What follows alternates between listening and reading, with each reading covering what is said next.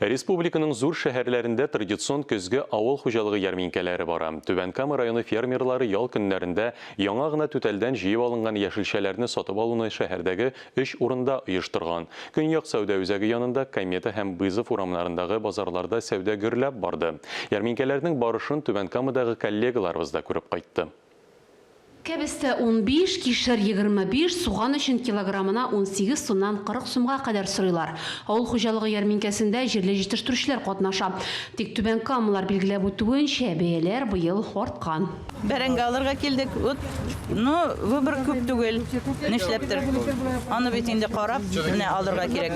Юк, выбор юк. Алырга туры килә инде. Менә бәрәңге карап йөрибез, кайсын алырга.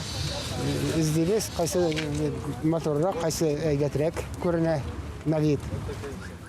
Tamam bir güzel kalışın pakan indi tamam bulur. Soğanını koradım, 25 sum. Беренге 16 сум, bulgan iyi тоже 16 сум тоже кыйбат.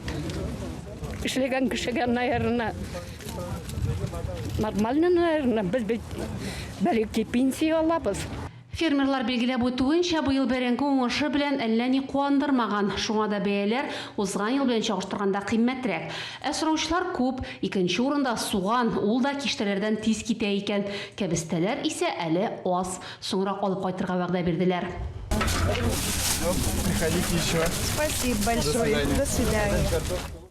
Көзге авыл хуҗалыгы ярминкәләре 13 ноябрьгә кадәр эшләячәк. Сатып алу шәһәребезнең 3 ноктасында оештырыла. Южныйдагы Магнит сәүдә үзәге тирәсе, Комета һәм Бызов урамындагы базарлар. Гөлия Нигъмәтуллина, Фәхри Исламов, яңалыклар.